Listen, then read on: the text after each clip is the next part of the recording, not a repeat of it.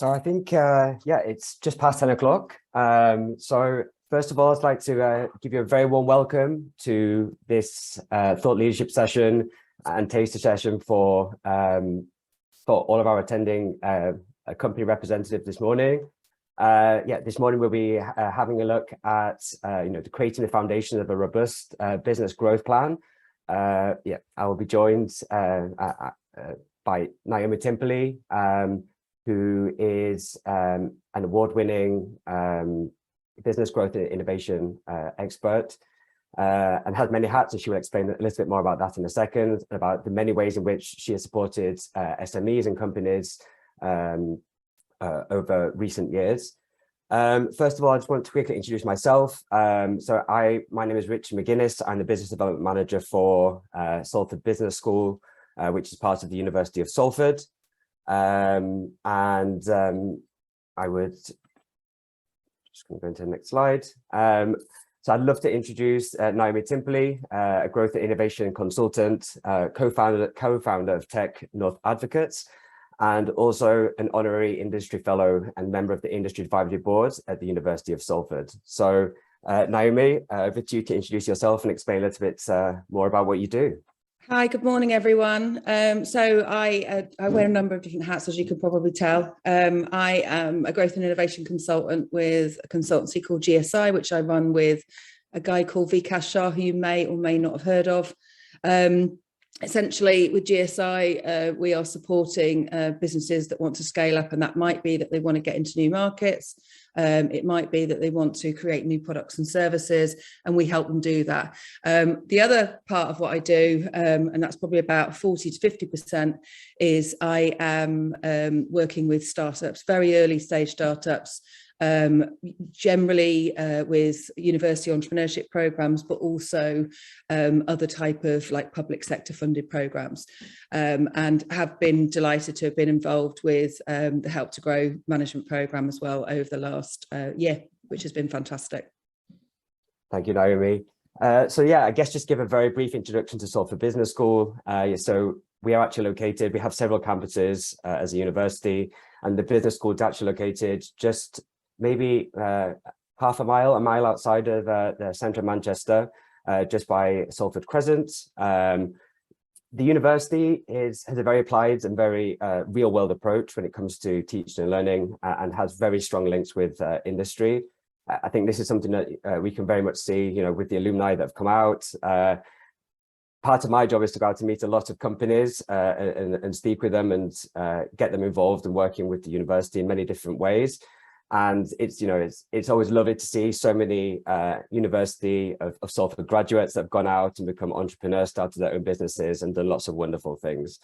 So thank you, Naomi, again for taking the time out of your busy schedule to join us. And yeah, let's start the discussion. And just a few housekeeping notes before we get kicked off.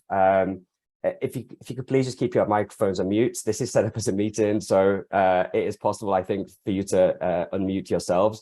That would be very much appreciated. And the chat box is open for questions and answers, and we will address them after the discussion. And then following the discussion, I'm going to explain a little bit more about how some of the main themes that go through the discussion are actually linked in to the Help to Grow management program at the end. So yeah. I guess, the first question is, SMEs, as they're scaling up or as they're expanding, they face many different challenges depending on their industry or depending on perhaps the knowledge internally. What are some of the most common challenges that SMEs face as they expand in your eyes? So just based on, obviously the businesses that I worked with on a day-to-day basis, but also, the businesses that we've had through the program, it's a number of different things. A lot of businesses at the moment are struggling to get talent on board, so that there's the people side of things. It's been very sort of difficult, I think, for some companies to really, focus on, how they want to grow and actually what capabilities they have. So just to give you an example, one of the things that I've noticed really simply is people having a really clear value proposition.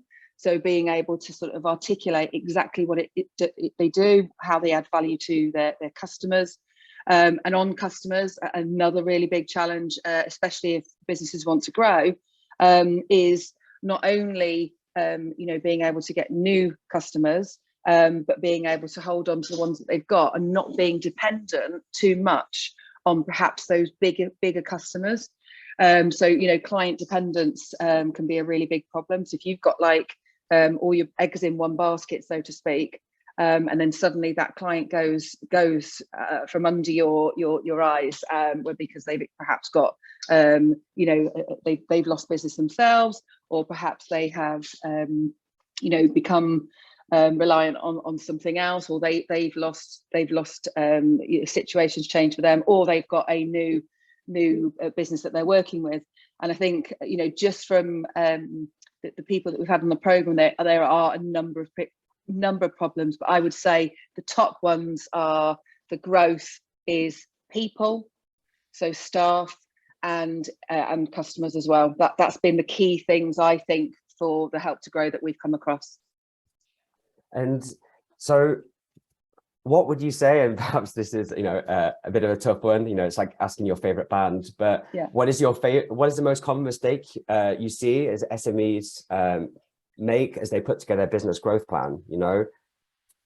Having clear goals is something that because my involvement has been on the mentoring side of things. So my job is to support the people that go on the program to make sure that they have at the end of the program a really clear growth plan.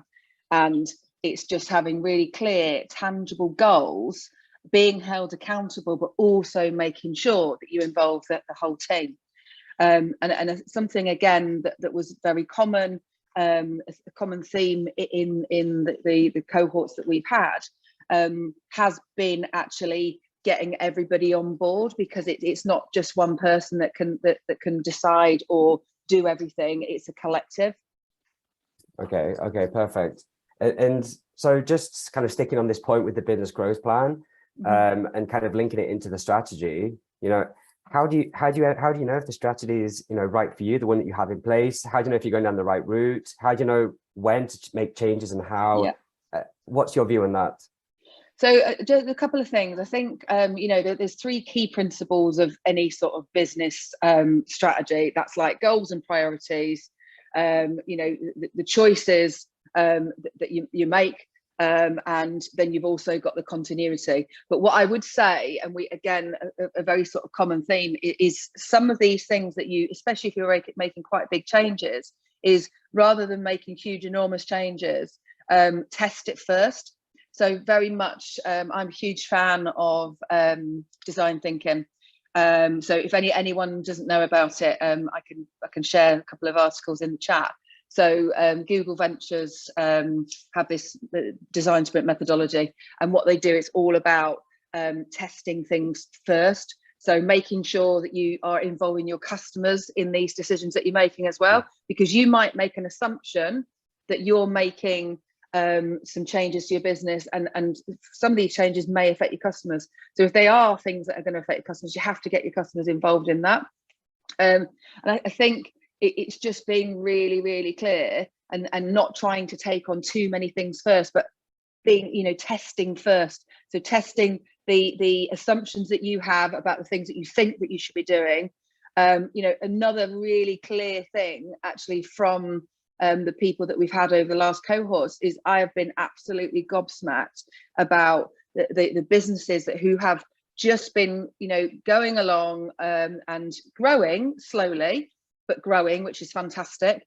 Some of them have been surviving, which, I can appreciate over the last 2 years, it's been very, very difficult for lots of people, but they've been completely reliant on word of mouth, which is fantastic. But just putting that little switch on and doing some marketing activity, again, is a key thing that we've seen a lot of the businesses do after they've been on the program. But this is all about testing. Okay, perfect. And so you mentioned a little bit about, over the past few years, it's been difficult for many companies. And so obviously the ability to pivot is kind of paramount in the current global and economic environment. How can a company ensure that they're structure, their organizational structure remains agile to react to any external or internal kind of influencing factors? So another thing that I've noticed as well, and this is not just from this program, is a lot of, especially sort of smaller businesses, are completely dependent on a founder. Now, if that is the case, you know, there is a big problem there. So, you know, if for example, and again, we had this over the last 2 years of people, you know, going off sick and stuff like that, and you know, having say a founder who is suddenly out of the picture because of illness or something else, making sure that you've got everything in line so anybody, no matter who's not there, can run with the business. I think that's been another key thing as well. But just I think for me, it's about balancing that sort of quality and growth and making sure that everybody is on side, because again, you can't make the decisions just on your own, because there's going to be certain people within the business that are going to do part of that delivery, or have that responsibility. And I think a lot of people are terrified of change, but unfortunately, as the last 2 years have shown us, is businesses have had to pivot. They've had to literally change overnight. And this is not just, you know, obviously small businesses. You know, I was at a digital transformation event and on a panel last month, and there was a guy there from BT, and obviously BT is an enormous company, and all these other big companies had to almost, well, same thing, being able to go literally overnight, have the capabilities to work from home straight away. And I think the positive thing that has come out of the last 2 years has been that businesses have had to, they've been forced to be agile. They've been forced to digitize things, because if they hadn't digitized it, things haven't been able to work. But I also think, you know, again, going back to testing things and seeing what works and what doesn't work, and what's suitable for your business might not be suitable for another business. So I think it's like taking stock, but making sure that you're including everybody in that growth plan and having that open discussion, and again, making sure that you're including your customers in that discussion as well.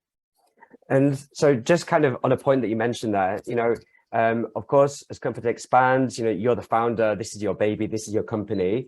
You know, at some point, I guess you have to take a small step back and bring somebody in to support with the operations or whatever side of it is. Are there any tips that you can give there, or, you know, because it must be a difficult one, no? It is. I think the great thing about the Help to Grow program is not only do you get mentoring one-to-one, but you get peer mentoring. So you are learning from everybody else. It's you know, open discussion about, you know, how other people have perhaps tried things and failed at things, or things that have worked. And I also think that, you know, outside of the program, there is so much support. You know, most businesses don't realise what's on their doorstep. So obviously, you know, universities have lots of knowledge and support.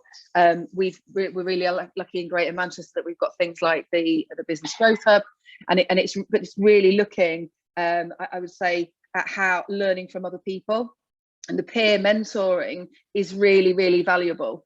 And I think, you know, also again, just making sure that actually, because if you go onto LinkedIn, most people just talk about all the positive things, don't they? Oh yeah, our business is fantastic. We've got this new client, we've got these new people, etc. Nobody talks about the bad stuff. And the great thing is about this program is that people do talk about the bad stuff, because you have to learn from your mistakes. People don't like talking about them, but we've all, you know, if you look at like most successful entrepreneurs around the world, most of them, probably 99.9% of them, have had a failure of some sort, or they haven't done something right and they've had to learn from their mistakes. And I think that's a really key thing as well. And there's just a comment in the chat before we move on to the next question, but, you know, the whole issue around cybersecurity, and I guess, you know, perhaps if one isn't a tech expert, you know, it is a concern, you know. And is this, you know, is there somewhere where you think we can, you know, companies can find some information to feel a bit more confident when it comes to digitizing their business? So I would say anything to do with cybersecurity, that there are lots of really small boutique cybersecurity specialists and freelancers that support SMEs. Go to somebody who knows what they're talking about. You can go online, you can find loads of information, but it doesn't necessarily mean it's the right information. And again, what I would say is the things like that is tap into the support, the government's funded support that is out there from organisations like the Business Growth Hub. Thank you. Okay, so you mentioned a little bit before about the value proposition, and so when it comes to, for example, the vision, the mission, and the values, how important are these when drafting your business growth plan?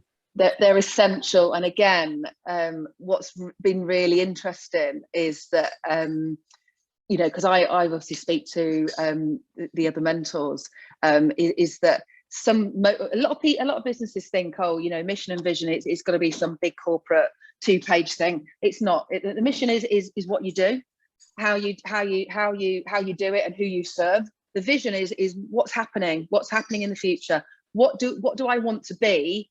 What does my business want to be in the next 5 years? And again, looking at what your purpose is, what's the core about why you do what you do. The values, again, there's loads of exercises that you can do around looking at your values. Most SMEs, the values originally are the values of the founder. And interestingly, the businesses that I think there was only one business that I came across that actually everybody in the organization knew what their mission was, and they knew what the vision was, and they understood the values, because they weren't complicated, they weren't reams and reams and things, and it's the thing that your staff and you as a founder and your customers live and breathe. And again, with the great thing is, about the program, is that we help you and support you to do that. And some of you will have started with a mission, and your business has slightly changed or slightly tweaked. And do you know what? That's okay. That's what happens. I think that can be a positive thing. But again, the values, a really good exercise to do if anyone's struggling with this is think about what you would like other people to think about your business when you weren't in the room. Okay. And then on the opposite side of that, think about all those words that you wouldn't want somebody to say about your business. That's a really good exercise to do. And the vision thing, I think, is that's what you're looking forward to for the future, and that gives you drive, and again, that gives you purpose as well. Okay, perfect, thank you. So having a look now a little bit about the how.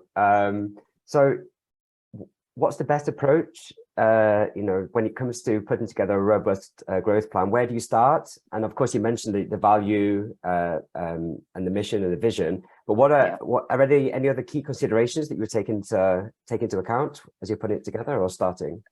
Do you know what? There are so many things to take into consideration.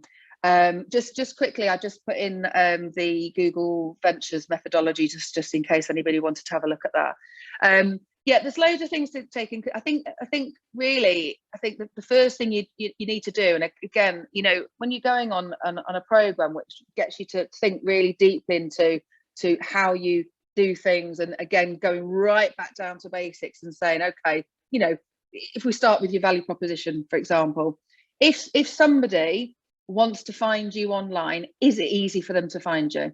Okay, is it really clear on your website what you do?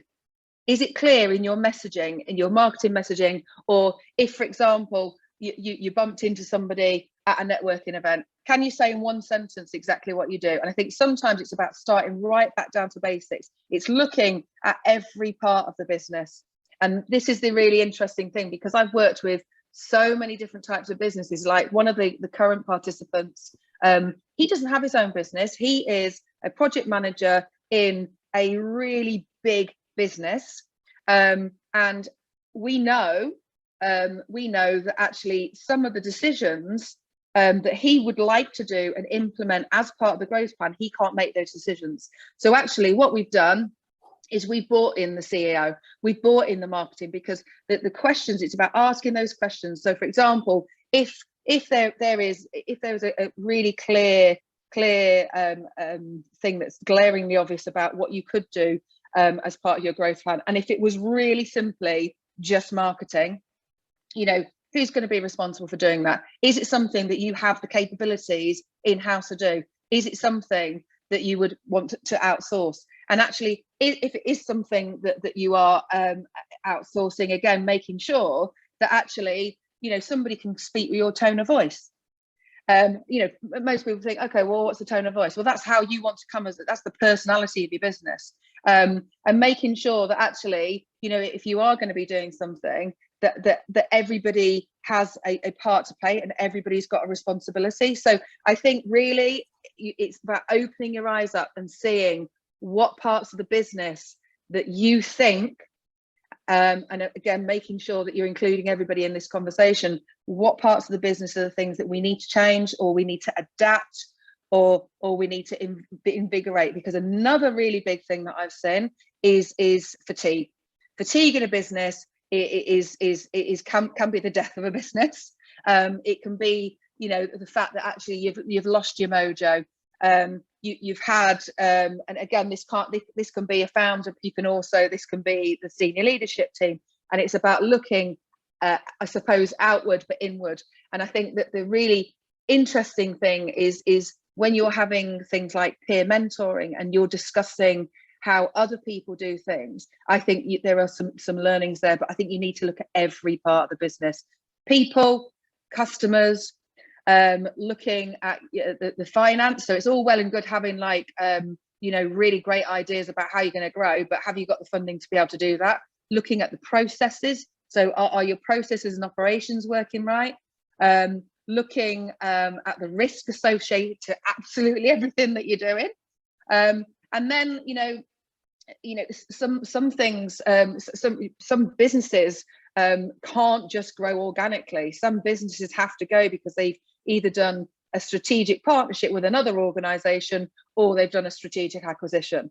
And then again, it's looking at things like technology. So if you are using technology at the moment, is it working? If you're not using technology, how can you use technology, not just for the sake of it, but something that is going to have an impact, and it's something that's going to, you know, fundamentally change and give the business that edge that you can serve your customers better.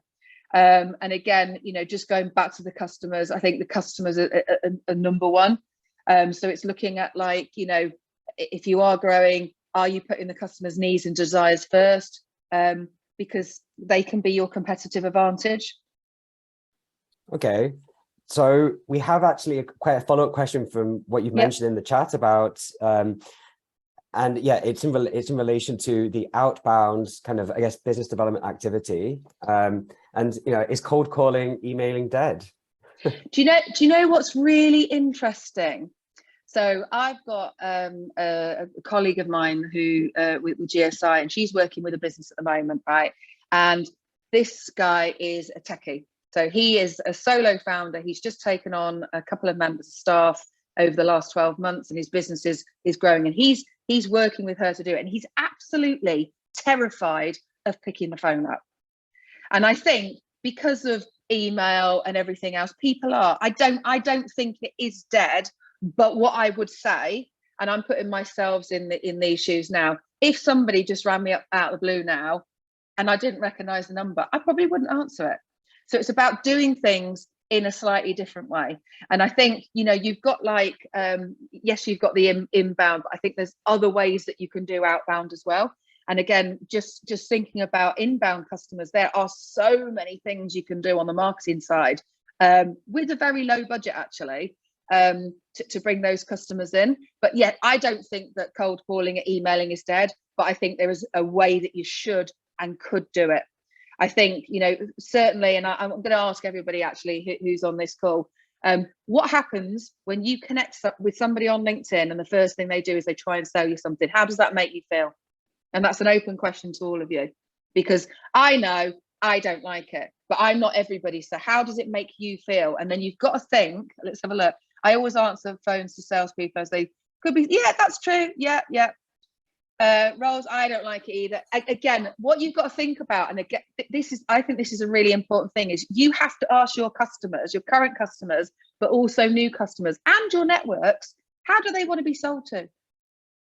And I think sometimes you've got to think of it in a creative way. So I think for me, people buy from people, obviously, but I think that there are ways that you can do, you know, even things like this. So for example, if you are an expert in your field and you are confident about talking in public, go on a panel.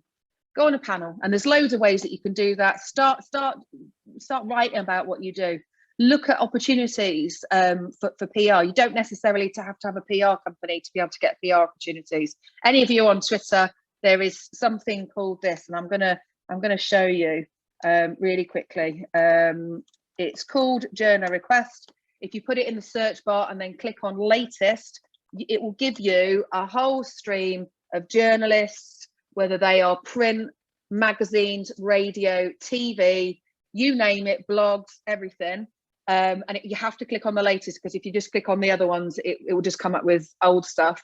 They're very, very reactive, and they're always reactive to what is in the news. So for example, obviously the news this week is about Rishi and Javid resigning. Okay, if you had an opinion as a business and it was appropriate, you could make a comment about that. And I can guarantee, and this is why it's everybody's responsibility to make sure that you're keeping up with industry press, okay, and also about what's going on in the wider world. Anything that's related to your business, you need to be jumping on it. And I think there are creative ways that you can do sales, but certainly, to go back to the original question, no, it's not dead. Phones, emails, they're not dead, but you've got to think creatively, and you've got to do it in a way. So I always say, you know, if you looked at your emails that pop into your inbox, think about even what you put into the email subject line, because again, that can put people off even opening it. And just think about the words that you use, keep it short and sweet. And, you know, I think another thing is, you know, if you're using LinkedIn, for example, and there's a particular type of customer that you want to go for, and you've identified those customers, start having conversations, start commenting on their posts. Try and open up a dialogue like that, rather than just going full in, sending them an email, a cold email or a LinkedIn. Try and warm them up first. Okay, thank you. Thank you for your advice on that. And when it comes to, so something that you mentioned a little bit before, and I think you have touched upon this, but, you know, let's say I'm a company from an industry that potentially hasn't been known for adopting technology, or as a late adopter, let's say. You know, how do I know which technologies are for me, or where to kind of put my limited funds if I don't have much money to pay for all of these subscriptions and technologies and softwares? Where do I start? And yeah.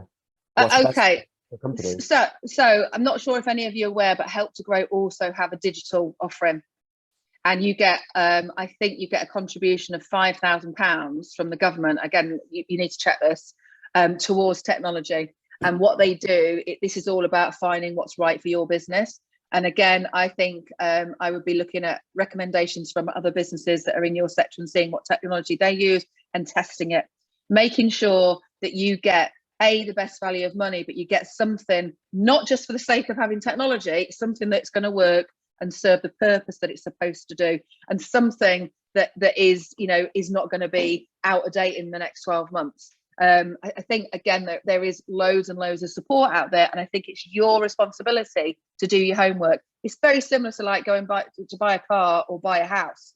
You know, you're not just going to buy a car without doing your homework. It's the same thing with technology for your business, and it's having the technology that's right.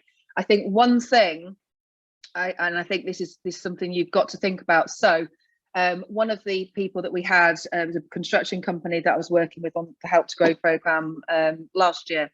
They had an accountancy package, Sage, that they were using, but they weren't using it to the best of its ability because they didn't know how. So again, making sure that actually looking at the technology that you already have, could you use it in a better way? could you, if you are using Sage, for example, and again, just by giving this, but I'm not a Sage expert, but just giving them a couple of tips. And what you will find is that a lot of the technologies out there that are supporting SMEs, have lots and lots of information. So for example, if you're using a CRM system, or you're looking at integrating a CRM system, does it talk to everything else that you've got? And is it easy to use? Because actually, one really big thing that I also see is people bringing technology and not including their staff in making that decision, and then the staff not wanting to use it because it's too difficult to use, it's too difficult to onboard, and actually the staff haven't been asked about it. Massive, I don't know whether you saw this, Capita did a piece of work for GM Police a couple of years ago, right? Do you know what? They didn't include the police, and they spent, I think it was 20 million quid on creating some software that would make all the other softwares talk to each other. It didn't work. And they didn't include the police in the decision or the design phase at all. So I think one key thing I would also say is, as business owners, please don't just rush in without talking to your staff about the technology that you're considering, because they're the ones that are going to have to use it as well. Okay, so something kind of, I guess, linked to technology is, and this word is, thrown around the room, is the word innovation. And, everyone loves to use it. Yeah. Some people use it, not really know exactly what it means, but yeah.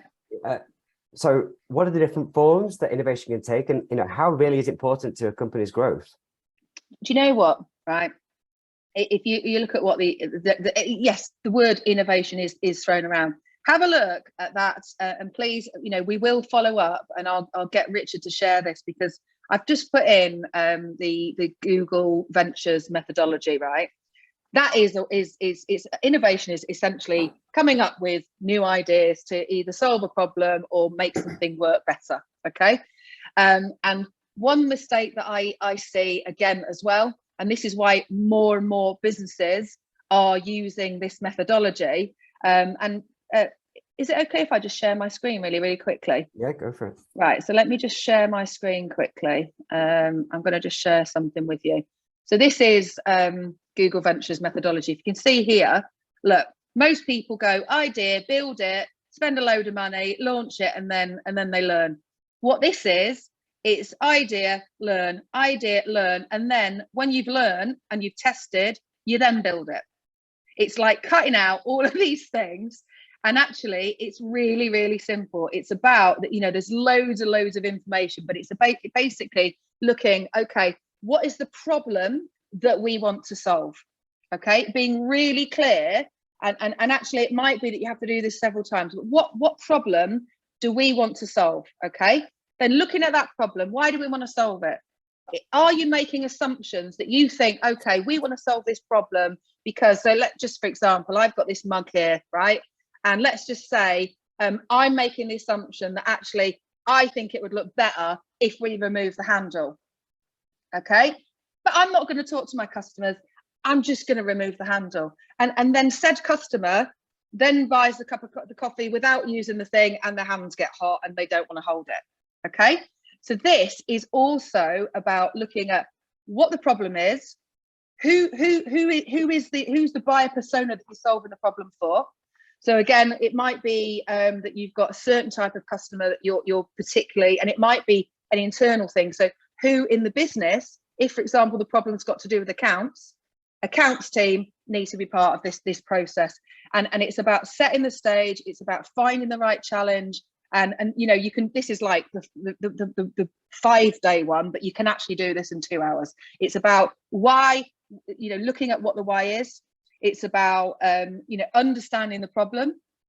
It's very much about looking at, okay, how can we improve it, not just coming up with a solution straight away, but doing some research around what that problem looks like, and then sort of unpicking it. But this, I would say, if you are looking at how to come up with new ideas or how to innovate, I would thoroughly recommend that you learn how to do things like design sprints, or go to somebody who is perhaps there's, again, if you just put into Eventbrite and things like that, there's loads of classes about how to do it, but actually learn how to do it. And innovation is simply, it's a sexy word at the moment, but actually you do it all the time. It's about how you can change things, how you can tweak things, but it's about defining what the problem is in the first place and whom you're solving the problem for. And that's what a lot of people don't, they forget about that. And it's about testing it as well, all the way along, and testing not only your ideas, but your assumptions. So if I'm a company that's, followed a process and, is innovating correctly at all different levels of the company, how would it look like? What would success look like in that sense? Is there anything that you can say, okay, they're doing it right? Oh, ultimately, are you making any more money? Right. You've got the bottom line. Are you making any more money? Are things working better? I think, are your staff happy? Are your customers happy? I think they're the things that you need to look at. But what I would say is, if you're looking, innovation is all about ideas. It's all about ideas. It's about looking at, what's not working, what is working, how can you tweak things. It doesn't need to be massively dramatic, but it's about testing it all the way through and not making that mistake where you've wasted a load of money along the process. That's the biggest thing that I see is people don't have. This is all about communication. It's all about having conversations as well. Okay, thank you. So before we move on to the final part, where we explain a little bit about the actual course and just present it to you, a little bit about the structure and just kind of show you some of the modules as well. I'd like to ask the audience if you have any questions for Naomi with regards to anything that we've discussed, or anything to do with creating a growth plan. I'm just going to add something in really, really quickly. So if you are looking at a growth plan, have something that's really simple. Have something, maybe look at like 2 or 3 things, and date stamp it. Who's going to do it? Who's going to be responsible? Who's going to hold me accountable? And then have some time frames around it. And what's the outcomes that you want from that particular element of the growth plan. I think that's a really key thing. But don't overcomplicate it. Well, I'm going to move on to the final part of this session. But if any questions kind of come to your head as we're going through that, we're happy to answer them after the final part. Okay, so just going to share my screen again.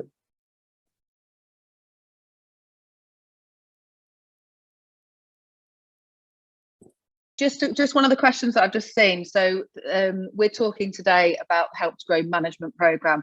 There is a digital one, that's a separate one, and that's purely about technology. The growth one is really about helping you and supporting you to create a growth plan, but also making sure that you've got all the elements and your ducks lined up to be able to create that plan. So just off the back of what Naomi was mentioning, so the Help to Grow management program, the next cohort will be starting on September the 5th. We've had 4 cohorts now go through. The last one literally just finished yesterday. So we had another group of companies which came out from all different sectors. And just to kind of explain a little bit about what Help to Grow is. So the government decided that, there's a lot of potential for growth within the SME sector. And they basically commissioned some of the leading business schools across the UK to really kind of drive this program into the local communities within where they are located. And the aim is to reach 30,000 businesses over the next few years. And so it's a 12-week program, and it is designed exclusively for senior SME business professionals, where they've seen that they can have the biggest influence within their companies. I'll explain a little bit in a second about the breakdown. It's not a 12-week full program, and it has been kind of put together so that it is flexible. We understand that you have busy schedules. So it really has taken on like a real world approach. So it's about kind of those case studies, looking at companies, looking at yourselves, looking at other companies within your group, and really kind of using the real examples, but also intertwining some of the key principles. you know, you may have studied an MBA or you may have 30 years working in a business, but things like technology change on an annual basis, marketing, marketing tools, how you engage with different audiences, and the audiences themselves, of course, you know, change. You know, so generations have different ways of viewing the world, and of course how you sell to them and how you engage with them. It's 90% government funded, and it's delivered by Salford Business School, so it's actually delivered internally. And the idea is it's a high impact for a busy schedule. So it's 50 hours, around 4 hours per week. And what's some of the feedback that we have got is that companies have actually really benefited from just taking a step back, of course, and just taking a look at the company from a different viewpoint, and being able to make those changes that ultimately can lead to higher profit and more benefits further down the road. So you get 10 hours with your mentors, and you have a dedicated mentor that you work with one-to-one. Naomi has supported in the past this program, but these are the mentors change depending on the cohort. And the idea is that as you go through this 12-week program, you go through different modules, which I'm going to explain a little bit about in a second. And then you put together your personalized growth plan for your company as you're going through. So there are 8 facilitated online sessions, and then there are 4 practical workshops. So if you are located in a different part, not actually in Manchester or in Salford, then 8 of these classes are online, and the 4 case studies are kind of split out throughout the 12 weeks. And it's good to kind of, I guess, get out of the office and actually speak and actually meet your colleagues face to face. And then there are peer-to-peer learning sets where it's really driving that kind of engagement amongst your peers and that exchange of knowledge and best practices between companies from different industries. So just some of the key business outcomes. I believe I just touched on some of these in the previous slide, but yeah, of course, as we mentioned throughout this thought leadership session, the idea is to create a growth plan which is tailored to your company. We review some of the key business areas that we went through: innovation, your mission, organizational design, also digital adoption, and really looking at how you can make some changes to benefit, of course, the bottom line and how your company is operating. Yeah, the exchange of best practices and ideas with other senior business leaders, so like-minded individuals, but perhaps from different backgrounds, from very different companies and industries. Boost innovation, which we mentioned as well, and perhaps refresh and acquire new management skills and techniques. Of course, you know, these changed as we move forward into the future. Different generations require different management kind of techniques, and of course, it's really interesting to take a look at this and see, oh, actually, I may have been doing this wrong for the past 10 years, or actually, you know, I have this right, but perhaps I can make this better. Yeah, you address issues which are key to your business. So every business operates differently. So it's very, you really get to kind of drill down to some of the kind of nooks and crannies of how your company is set up. And of course, just skipping to point 8, you take a step into the university enterprise ecosystem. So the cohort that just basically finished yesterday, you know, I had somebody come in from the careers team because there's the opportunities for, you know, funded students that can be placed into your organizations. And often, you know, companies don't know that, you know, universities do a lot. They do a lot of things with business, and whether that's student insertment, or whether it's kind of for some larger companies, you know, we can even work together to come out with some research, which is, you know, to address a specific business issue that you have within your company. So there's lots of things, and I guess taking part in a program like this, it really gives you that foot into the door, and we will, you know, we will knock on the door with opportunities that are only going to benefit your business. We are a public university. You know, we in the long run, our aim is to help companies within, you know, the Greater Manchester region and the Northwest and beyond, and basically benefit the economy. So some of the eligibility requirements: so you need to be an SME with an office based in the UK, with a presence in the Northwest. So you could have you could be based out of London, but if you have an office in the Northwest, then that's also fine. Have between 5 and 249 employees, have been operational for at least a year. And the person taking part has to be a senior leader within your company. Now, this is kind of up for discussion as to how this position, for some of the larger companies, so the more medium-sized companies, perhaps, it could be somebody from middle management. For smaller companies, it will probably be more director level. And that has generally been the kind of theme of those that have taken part in past cohorts. So they have tended to be director level, but that is open for discussion. And we understand that this can it can benefit many positions within a company. So it's open for all different positions: operations, finance, marketing, business development, managing director, all of these different areas.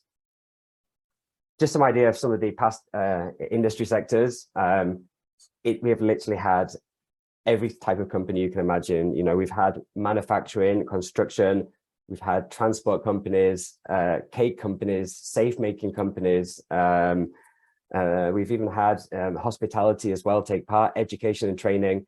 All different sectors have taken part and have benefited greatly from this program. So just having a look here at the course structure, and I don't want to scare you with all of these kind of green blocks, but it is kind of broken down into manageable chunks over the 12 weeks. And a lot of these themes are the ones that we addressed within our discussion. And these are some of the key outcomes that you get from the course. And as you're putting together your growth plan, you start to integrate these into the plan and how you basically how you can basically make changes within your organization. So it's broken down into 4 sections. The first one is kind of looks at more strategy, growth and innovation, and you're looking at the digital adoption, perhaps winning new markets. That could be in any context. So you could be a company that is just starting to do business outside of Manchester or outside of the Northwest and looking to expand into other parts of the UK. Or you could be already doing a lot of business in the UK and you're looking to export, or you're looking to enter new markets internationally for the first time. It's all within the context and how you and how your company is at that point in time. You also have the second part, engaging with customers. And as Naomi mentioned, this is obviously very key to your success. Making sure your marketing strategy is matched up to your operational strategy. And of course, as Naomi mentioned, the importance of the vision, mission, and values, taking a step back and looking just to make sure that those are set up and that you have buy-in internally from the rest of your company.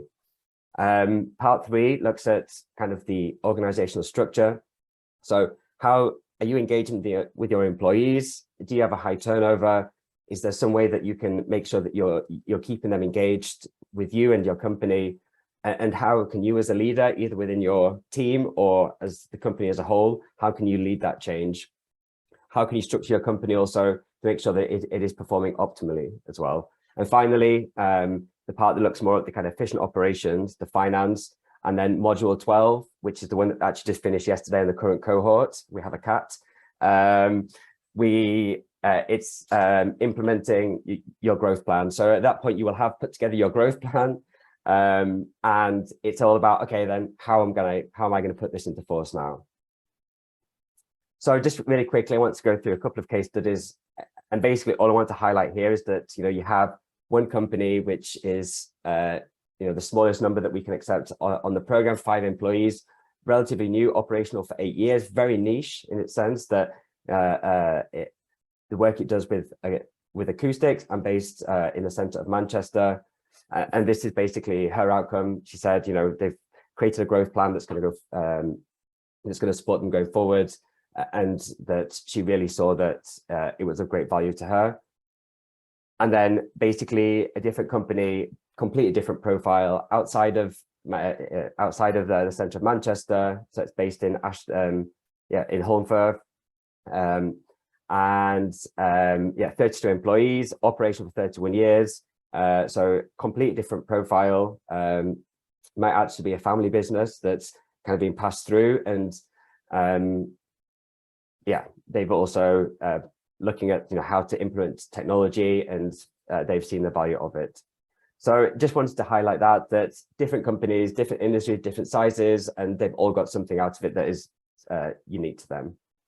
So just a quick look at the course fees. As I mentioned, it's 90% funded by the UK government.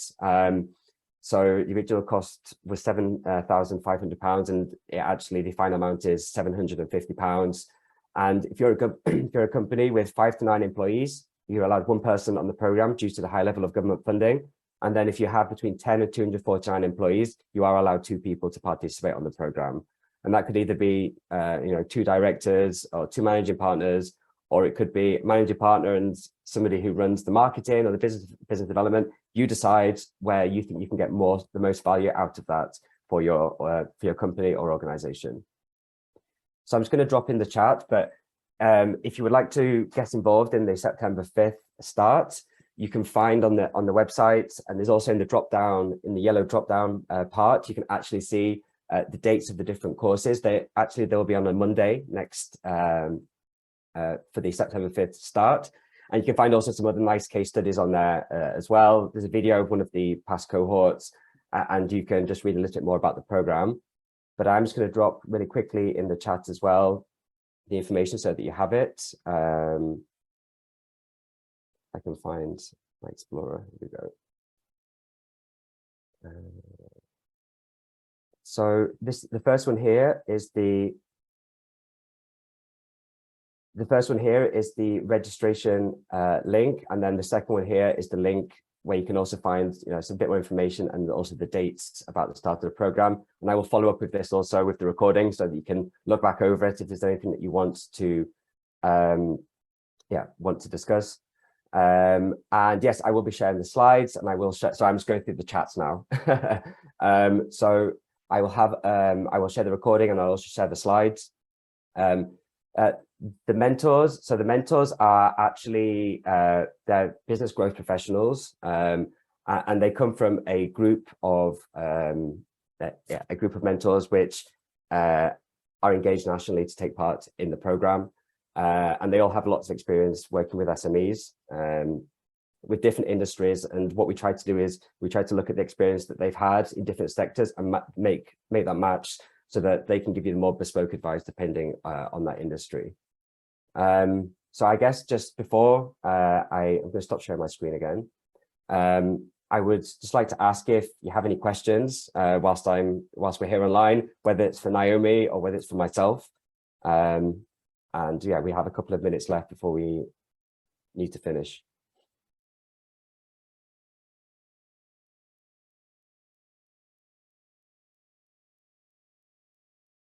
No. Naomi, any last words? Any last comments you'd like to make? Yeah, I think I've put in a couple of things in the chat before. I think it's something.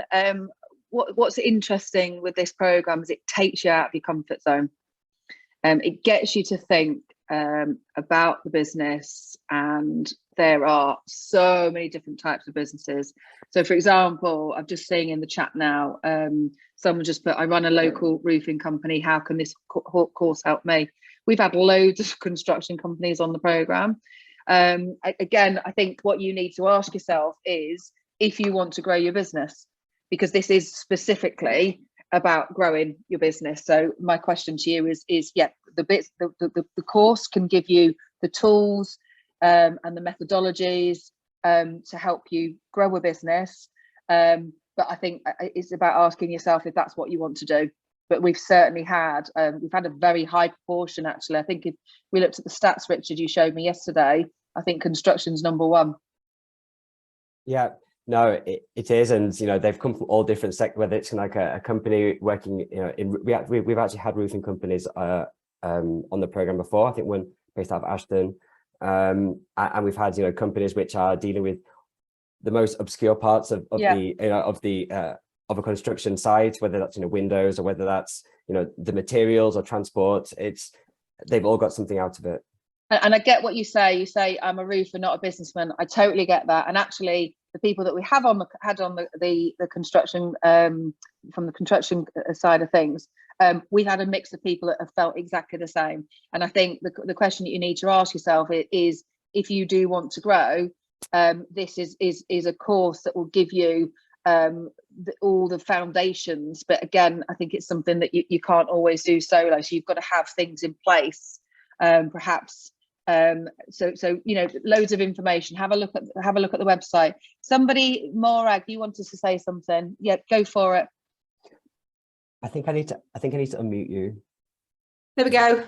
Can you hear me? Yeah. Yes. Hi, I'm also a marketing communications consultant, work with SMEs. And one of the challenges I could relate to a lot of what you said there is around with the social listening, being in touch with what's going on with your industry, and particularly when it comes to social, being, you know, just responding, and it's very kind of reacting to what's going on now. A lot of SMEs, in my experience, that you know, once every week or 2 weeks we'll sit down and go, right, this afternoon I'm going to do some marketing, and it is more of a mindset shift, I think, to have to be aware. And there's probably lots of content in lots of different employees' minds that could be used for social, but it needs to be kind of an ongoing thing, a daily thing. Exactly. It's not something that you can shift. It's difficult because, Morag, like I said before, what's really interesting is that especially businesses that I've mentored, loads of them do no marketing at all. Yeah. Or if they do, they might have a little bit on social. And like, there's one company that I've been working with, and obviously I'm not going to say who it is. It's a training company, and the company have Twitter, they've got LinkedIn, and they put the same thing on exactly both channels, exactly the same words, and it's all basically stuff about what they do. What they're not doing is they're not doing any engagement, because it's all well and good posting things, but you actually, if you're doing it properly, you need to have that engagement. Absolutely. And that's where you listening, social listening. Exactly, and that's where you get those warm leads. I think for me, it's got to become habit forming. You've got to get them to fall in love with it. Yeah, that's my question. How do you get that mindset shift? And it's to go throughout the organisation rather than just the guy at the top. Do you know what? I think it's about starting small, and like I said, trying to get them to fall in love with it. Trying to get them to think it's something that is part of sales. Yeah, it's part of the thing that they've got. It's business development. It falls into the same thing, and it's something that you've got to do. Because again, all these businesses I've come across that haven't do it, just switching it on and just changing a little bit of things, and then them getting the results. That's what wants to get them to do it more and more. Yeah. I can relate. Sorry. Thanks. Thank you, Morag. There's just a few of the questions I wanted to answer. So firstly, when it comes to, there's a limit of 25 people per cohort, and these places are filling up. So we would say sooner rather than later, register your interest. To confirm your spot on the course, we do need to receive the payment for us to be able to confirm and concrete that for you. Just going back also to the question, you know, I don't feel uncomfortable, you know, I'm a roofer and I'm not a businessman and feeling comfortable with courses.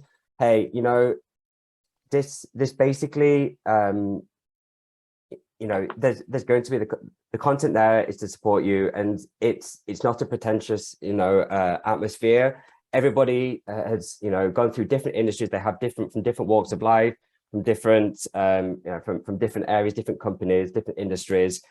And the idea is that it's an open atmosphere, and everyone's starting to learn something from this. So I wouldn't let that be a barrier to you. And we also have a question from SU with regards to a company that you did in 2009. I believe this was the leadership course. So I think that was more focused solely on leadership, and this is really more of a holistic approach to how you can create a business growth plan, and you're going to look at all different areas of companies. I believe that is the difference there. And yeah, I just wonder if there's any other companies, any other questions that you might have whilst we're still online.